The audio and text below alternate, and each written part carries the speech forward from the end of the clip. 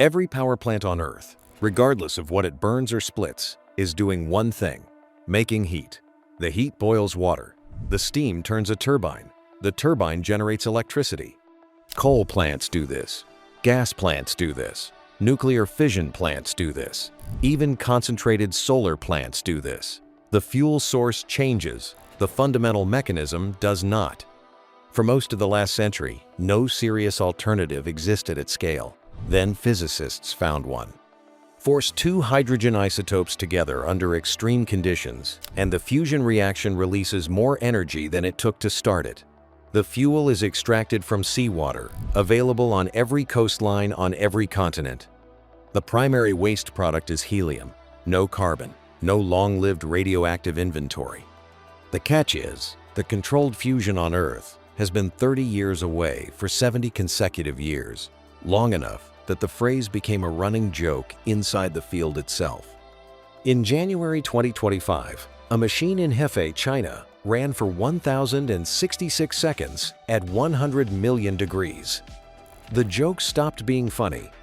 The idea that you could power a civilization from the same process that powers the sun is not a new one. Physicists understood the basic mechanism by the 1930s.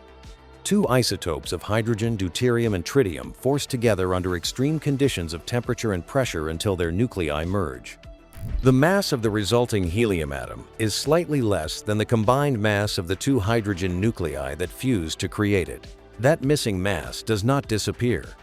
It converts directly into energy, at a rate described by the most famous equation in physics. The Sun has been running this process continuously for approximately 4.6 billion years. It has not run low on fuel. It has not produced a gram of carbon dioxide. Its primary output, beyond light and heat, is helium, an inert gas used to fill party balloons and cool MRI machines. As proof of concepts go, it is difficult to improve upon. What made fusion so compelling to physicists was not just the elegance of the reaction, it was the fuel. Deuterium is an isotope of hydrogen with one extra neutron in its nucleus. It occurs naturally in ordinary water at a ratio of roughly 1 deuterium atom for every 6,400 hydrogen atoms. That sounds rare until you consider how much water exists on Earth. Every liter of seawater contains approximately 33 milligrams of deuterium. Models suggest that 1 glass of seawater contains enough deuterium to release, through fusion, the energy equivalent of roughly 300 liters of oil. Not a metaphor, that is the chemistry. The oceans cover 71% of the planet's surface. The fuel supply, for practical purposes, is inexhaustible. Tritium, the second fuel component, is rarer. It does not occur naturally in useful quantities and must be bred inside the reactor from lithium itself, an abundant element. But the breeding process is understood and engineered into reactor designs. The fuel supply problem is a solved problem on paper, even if it has not yet been demonstrated at commercial scale. The waste profile completed the case. A deuterium-tritium fusion reaction produces helium and a high-energy neutron. The helium is inert and commercially useful. The neutron activates the reactor's structural materials over time, creating low to intermediate level radioactive waste material that loses most of its radioactivity within a century, not the 10,000-year inventory associated with fission reactor spent fuel. No carbon dioxide from the reaction itself. No long-lived isotopes requiring geological storage.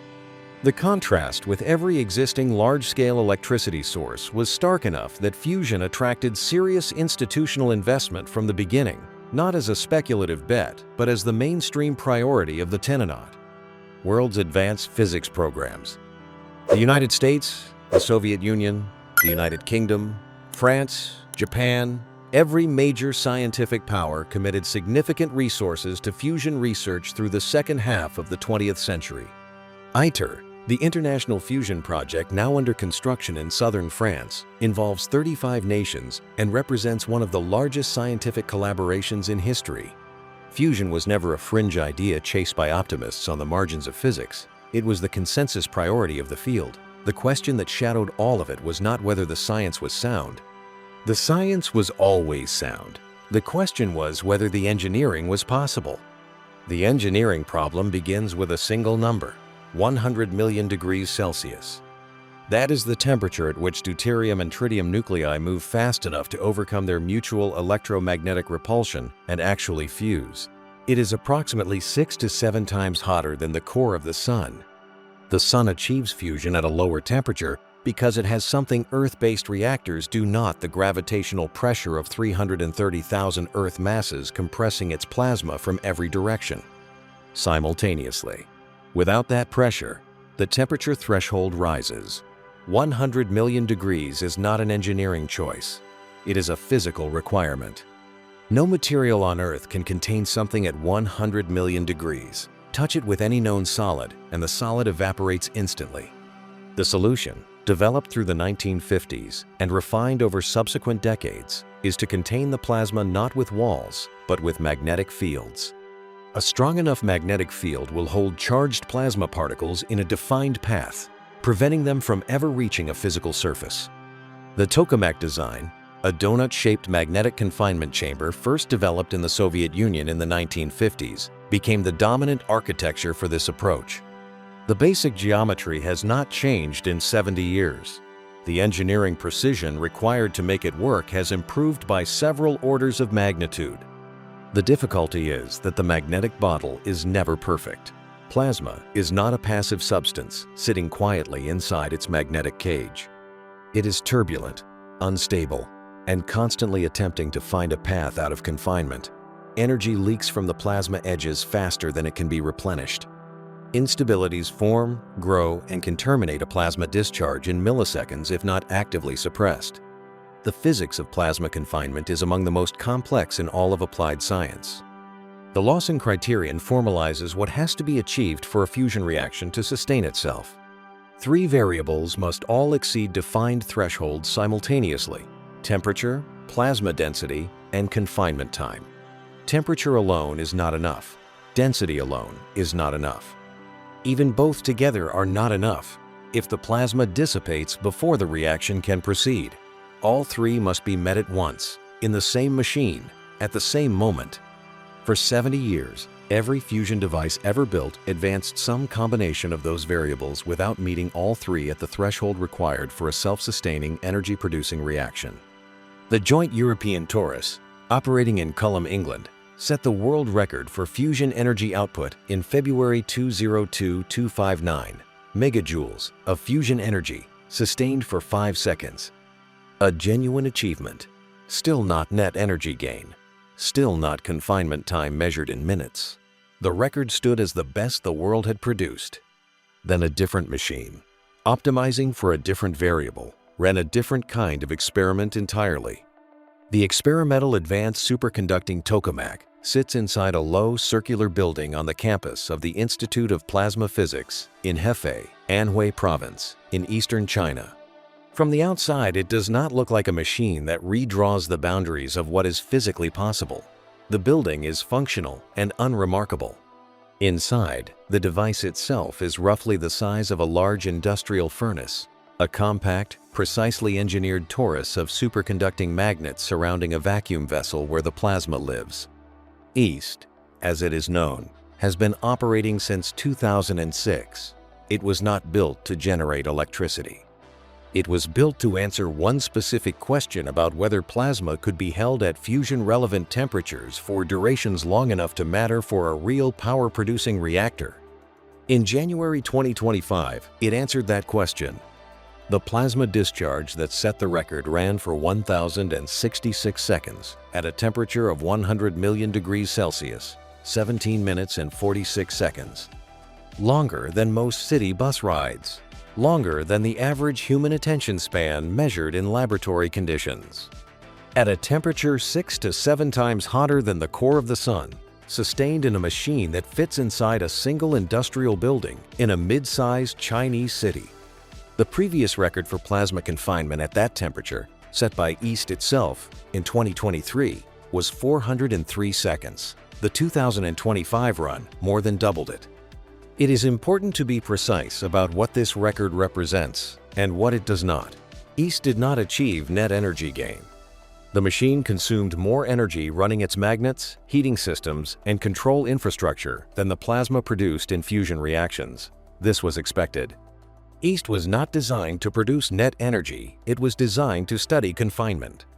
Measuring the energy produced by the plasma in isolation and comparing it to the energy required to confine it is not the relevant metric for a confinement research device. The relevant metric is time at temperature. And on that measure, 1,066 seconds at 100 million degrees is a result with no precedent anywhere in the history of fusion research. The significance is specific.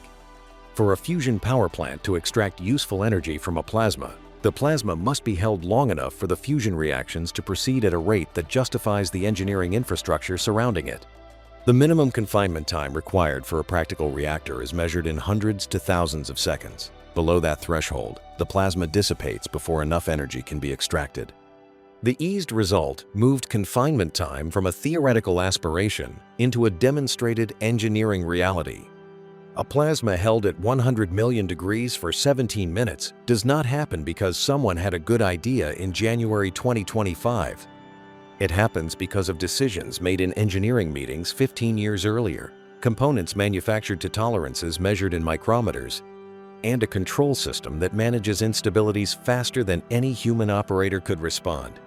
The 2025 record is the product of 19 years of iterative engineering on a single machine.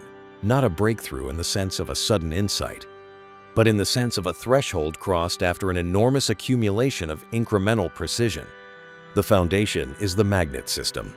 East superconducting magnets operate at approximately -269 degrees Celsius, 4 degrees above absolute zero, the coldest achievable temperature in physics. Those magnets simultaneously contain a plasma at 100 million degrees, the coldest and the hottest things on Earth, separated by a vacuum gap of a few centimeters and the thickness of a cryostat wall. The engineering paradox at the center of every tokamak is that solving the confinement problem requires building a machine that is, simultaneously, among the coldest and hottest objects in the known universe. Heating the plasma to 100 million degrees requires 3 systems working in parallel. Ohmic heating, passing a large electrical current through the plasma, takes it to the tens of millions of degrees range. Neutral beam injection, which fires beams of high-energy hydrogen atoms into the plasma, pushes it further. Radio frequency heating, which excites the plasma particles using precisely tuned electromagnetic waves, drives the final climb to the operating temperature. Each system targets a different stage. None of them alone is sufficient.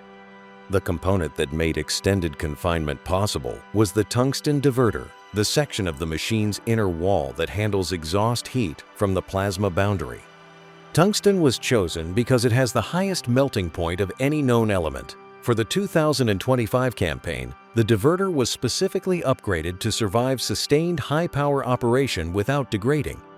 Previous campaigns had been limited in duration, partly by the diverter's ability to handle continuous heat loading. The upgraded component removed that constraint. Overseeing all of it is a real-time control system that makes magnetic field adjustments thousands of times per second to suppress the plasma instabilities that would otherwise terminate the discharge. The algorithms managing that process are trained on data from every previous East campaign going back to 2006. The machine did not change the physics of plasma confinement. It changed the engineering precision with which those physics are managed. That distinction matters because it means the result is reproducible, scalable, and transferable to the next generation of machines. Here is the honest picture. A plasma sustained for 1,066 seconds at 100 million degrees is a genuine scientific milestone. It is not a power plant. It does not generate electricity. It does not replace a single coal plant, a single gas turbine, or a single nuclear fission reactor currently operating anywhere on Earth. The distance between what East demonstrated in January 2025 and a functioning fusion power station feeding electricity into a national grid is real, measurable, and worth describing with the same precision applied to the achievement itself. The first gap is net energy. East consumed more energy running its systems than the plasma produced in fusion reactions. The National Ignition Facility in California crossed a different threshold. In December 2022, it achieved target gain, meaning the energy delivered to a fuel pellet was exceeded by the fusion energy released from it. That result used inertial confinement. a fundamentally different approach involving laser-driven compression rather than magnetic confinement. Two different methods, each solving a different piece of the problem. Neither has yet produced net energy when the full energy cost of the facility, lasers, magnets, cooling, control systems is included in the accounting. The second gap is tritium supply. The fuel cycle for a deuterium-tritium fusion reactor requires tritium to be bred inside the reactor itself from lithium-6, using the neutrons produced by the fusion reaction. This breeding process is theoretically well understood. It has not been demonstrated at the scale a commercial reactor requires. ITER, the international project under construction in Cadarache, France, includes a tritium breeding blanket program specifically designed to address this. But ITER will not operate its full neutron-producing plasma until the mid-2030s. The third gap is materials. The 14 megaelectron-volt neutrons produced by deuterium-tritium fusion are significantly more energetic than the neutrons produced by fission reactors. They activate and damage structural materials at a rate for which no existing material has been fully qualified over the decades-long operational lifetime a commercial power plant requires. Identifying, developing, and testing those materials is a research program that is currently running in parallel with the confinement work, but it is not finished. None of these gaps change what the East record established. They define the distance that remains. Confinement time was the variable that had resisted improvement most stubbornly for the longest time. It is no longer on the list of unsolved problems. The list is shorter than it was in December 2024. That is what a milestone means. Not arrival, but the removal of one more obstacle from the path. East is one machine. Understanding why the January 2025 result carries the strategic weight it does requires understanding that East is not an isolated experiment. It is one node in a fusion program that China has been building, systematically and at scale, for 2 decades. The Institute of Plasma Physics in Hefei operates multiple research devices. The HL2M Tokamak in Chengdu, operated by the Southwestern Institute of Physics, achieved a plasma temperature of 150 million degrees Celsius in 2023, 50 million degrees above the threshold required for deuterium-tritium fusion, and a result that established China as one of only a handful of institutions capable of operating plasma at those conditions. 2 major active fusion research facilities in 2 different cities, advancing different variables simultaneously. Not one experiment, a program. The bridge between research and power generation is the China Fusion Engineering Test Reactor CFETR. Where East is a research device and ITER is an international demonstration project, CFETR is China's planned transition to a device that actually produces more energy than it consumes. Current planning targets first plasma in 2035, with the device designed to operate at a fusion power output between 200 and 1,000 megawatts. A 200 megawatt fusion output would make it the most powerful fusion device ever operated. The 1,000 megawatt upper end approaches the output of a commercial fission reactor. China is also one of the 7 members of the ITER organization, alongside the European Union, the United States, Russia, Japan, South Korea, and India, and is responsible for manufacturing approximately 9% of ITER's total component volume. That includes superconducting magnet systems, vacuum vessel sectors, and plasma-facing components.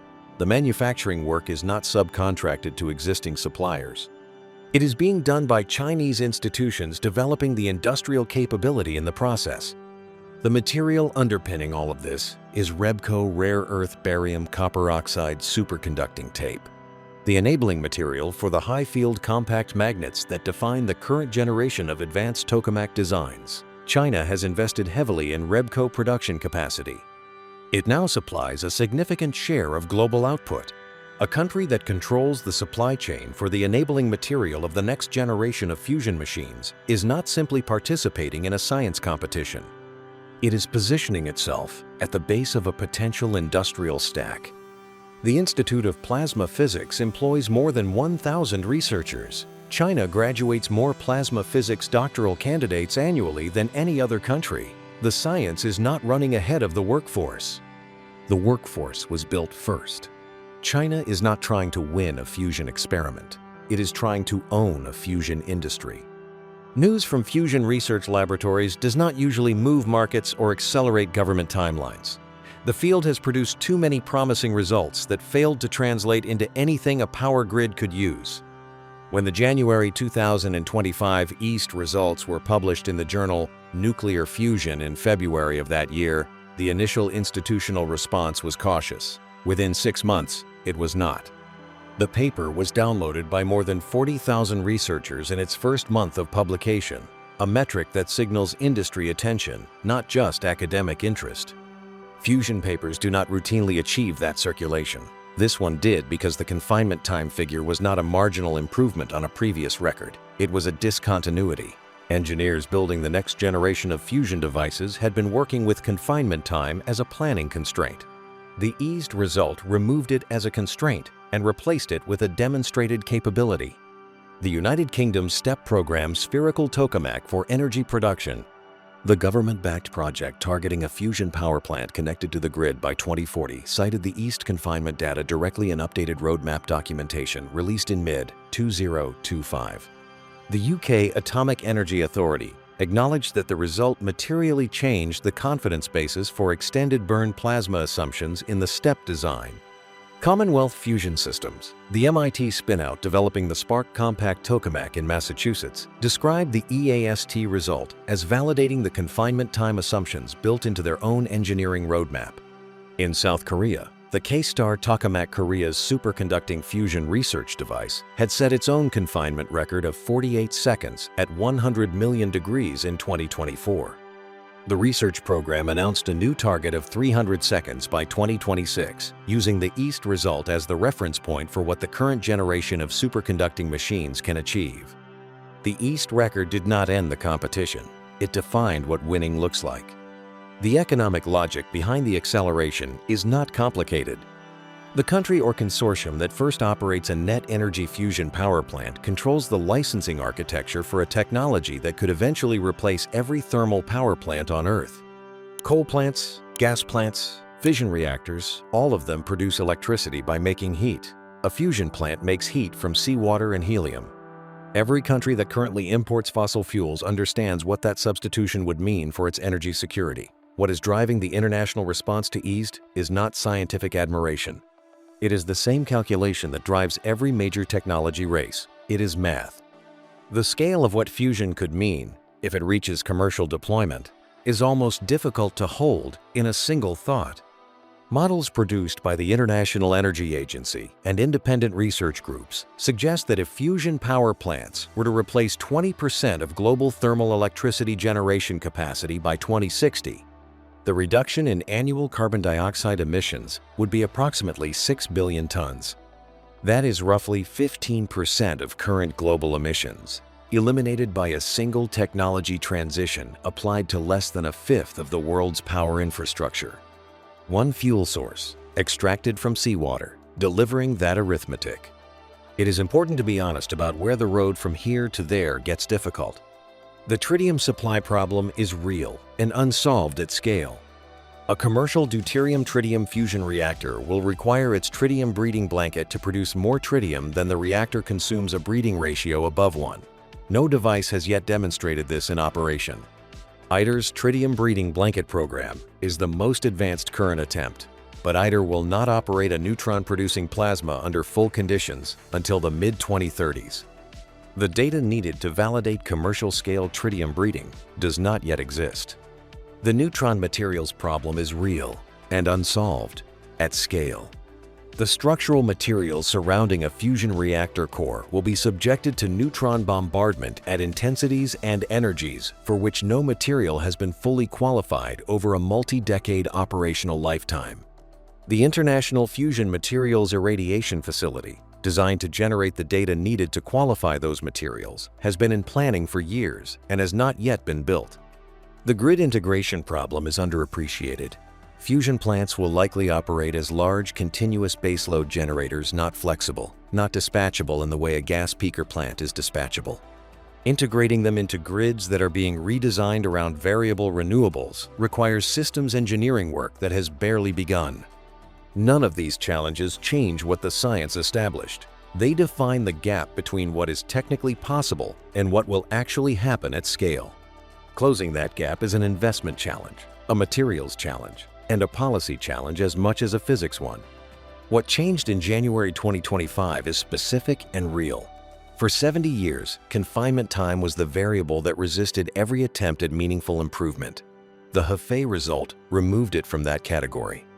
The list of unsolved problems between here and a working fusion power plant is shorter than it was in December 2024.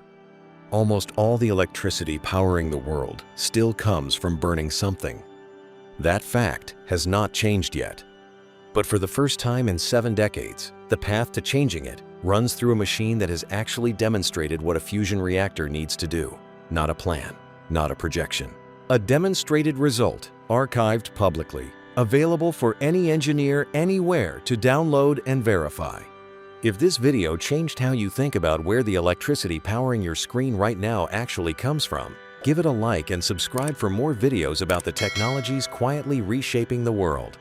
Turn on notifications so you never miss one. And I want to hear from you in the comments. Fusion has been 30 years away for 70 years. Do you think the East record finally changed that, or is this another milestone on a road that never arrives?